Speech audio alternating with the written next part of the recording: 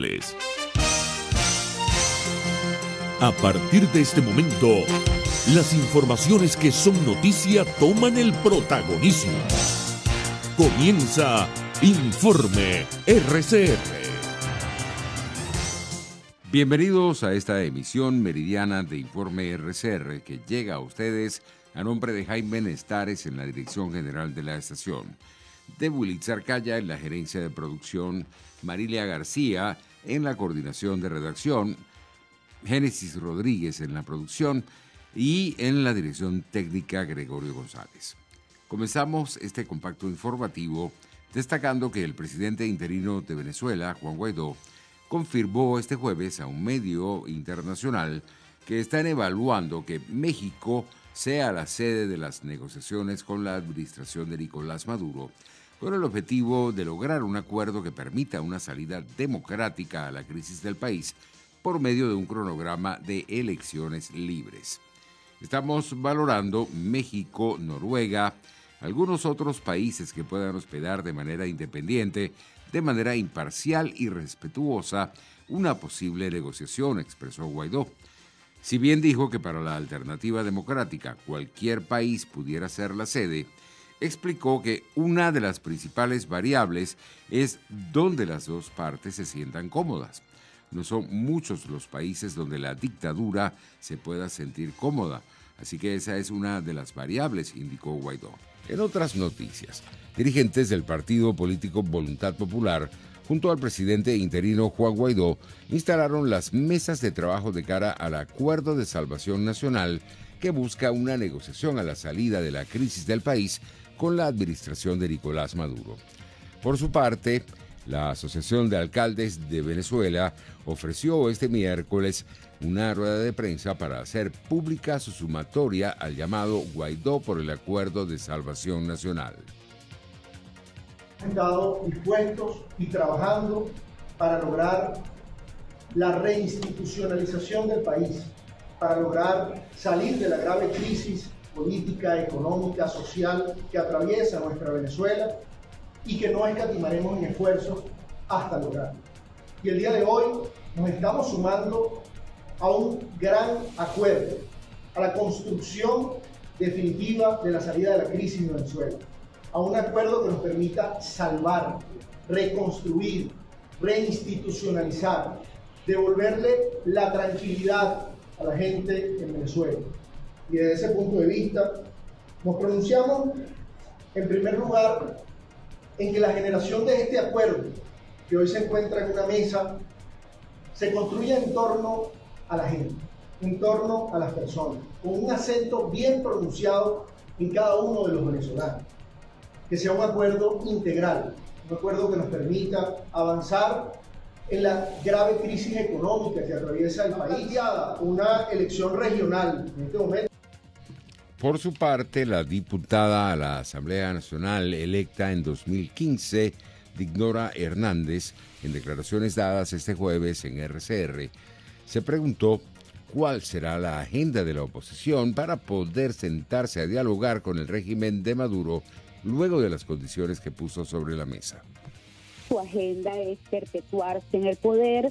Su agenda, además, es una agenda de humillación y de sumisión para la población venezolana y ya no sienten ninguna vergüenza ante el mundo de reconocerlo. Entonces, lo que acaba de proponer Nicolás Maduro no es solo dame todo lo que yo necesito, dinero, tiempo, oxígeno, y no me molestes más para poder seguir matando de hambre a la población venezolana sin acceso a vacunas, sin acceso a salud, y de tu parte solamente quiero la sumisión, la humillación. En todo caso, la pregunta yo la invertiría y me preguntaría cuál será la agenda de aquellos que dicen representarnos en una negociación, una representación que nadie eligió, pero además de ello, cómo debe ser la agenda, en este caso considero yo, de esa negociación, un propósito claro, qué buscamos en esa negociación, y digo buscamos porque soy parte de la oposición, buscamos la libertad, cuáles son las precondiciones, qué le estamos exigiendo a Maduro. No es posible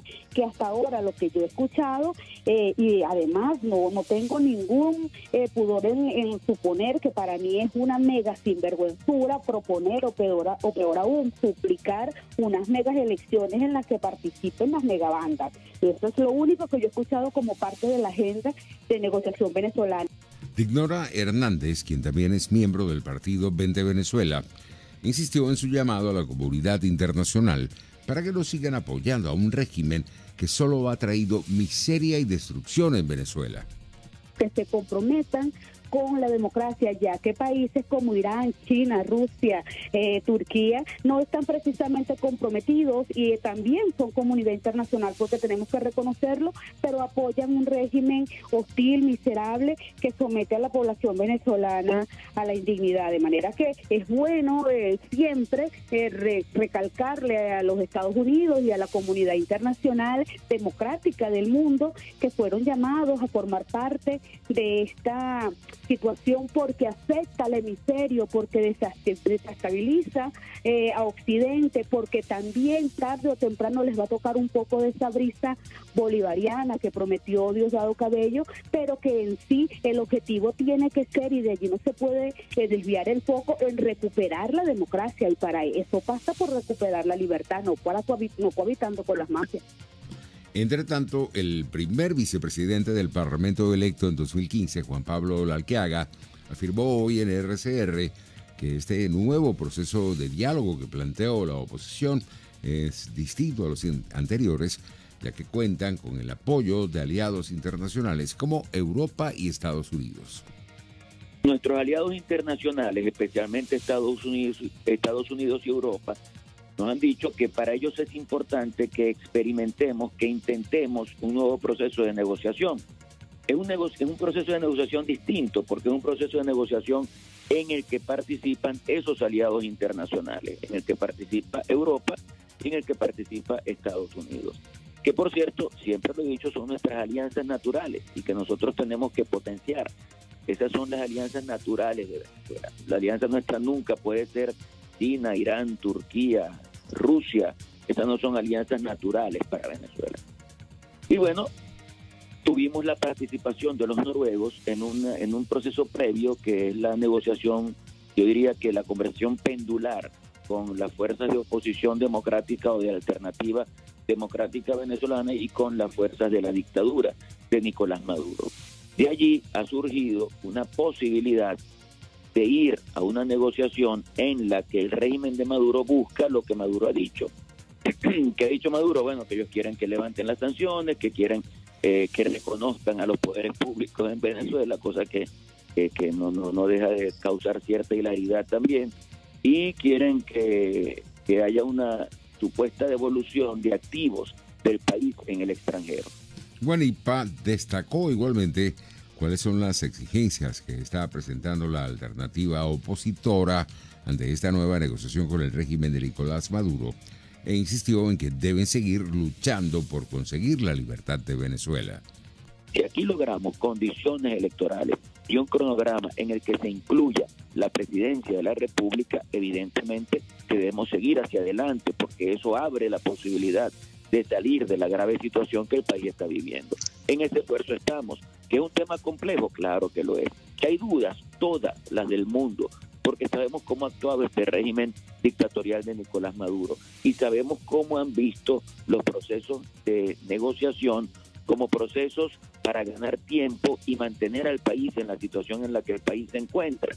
Para nosotros lo importante, lo novedoso de este proceso es la incorporación de nuestros aliados internacionales y la visión integral que se plantea en este proceso de negociación. El nuncio apostólico Monseñor Aldo Giordano se despidió de Venezuela tras permanecer en la nunciatura apostólica durante 7 años, recordando que solo vino a servir a la paz.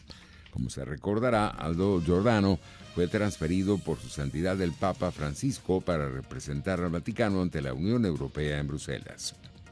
A todos ustedes, el afecto y la cercanía de nuestro Papa Francisco.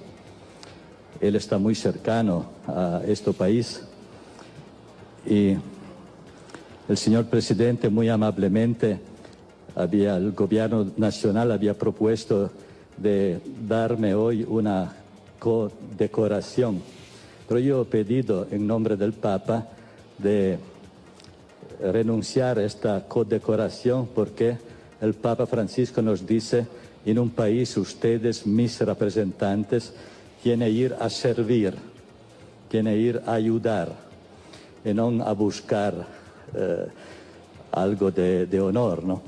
A todos ustedes. La Fundación Human Rights Defense Curazao denunció que durante el pasado fin de semana 6 refugiados venezolanos detenidos en el centro de detención de Curazao se declararon en huelga de hambre.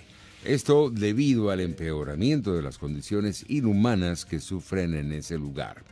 La organización no gubernamental expone que los refugiados privados de libertad carecen de recursos higiénicos razonables, no pueden disponer de jabón para lavar la ropa ni para ducharse, y las autoridades no les proporcionan pasta de dientes.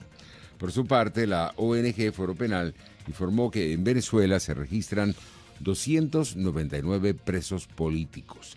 Esta organización detalló que del número total de privados de libertad por motivos políticos, 278 son hombres y 21 mujeres, de los cuales 170 son civiles y 129 militares. Entre tanto, la Organización Panamericana de la Salud sigue sin recibir la confirmación de que Venezuela completó el pago del monto total para acceder al mecanismo COVAX. Esto lo informó Ciro Ugarte, director del Departamento de Preparación para Emergencias y Desastres. Aseguró que de acuerdo con la última actualización la semana pasada, estaba pendiente el pago de $10 millones.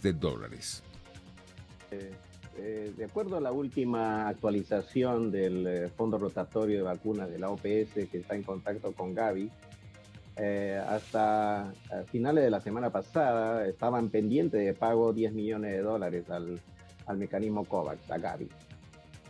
Sin embargo, fuentes del país, a través de redes sociales y otros medios, anunciaron que se había concretado el pago total.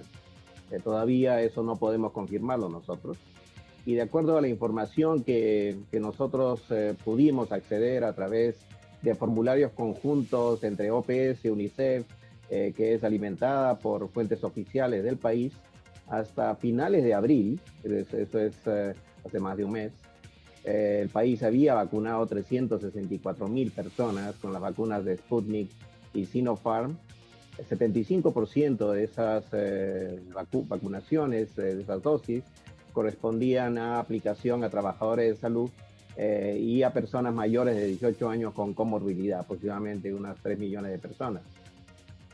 Por su parte, grupos de adultos mayores en varios estados del país hicieron largas filas este miércoles en diversos centros donde estaban aplicando la vacuna anti-COVID.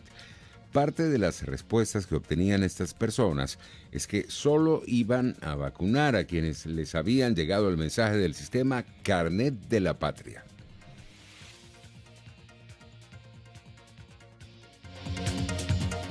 En materia económica, el Foro Económico Mundial y el Banco Mundial emitieron informes en los cuales se señala a Venezuela como uno de los países que más quema gas natural, señaló Petroguía. Además, Venezuela se encuentra en los últimos lugares en el ranking de países con políticas que impulsen la transición energética limpia.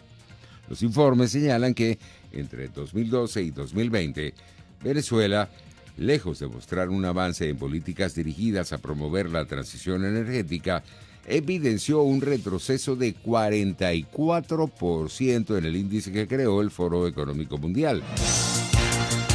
Les estamos presentando Informe RCR, el compacto informativo de esta hora, solo por RCR 750 AM.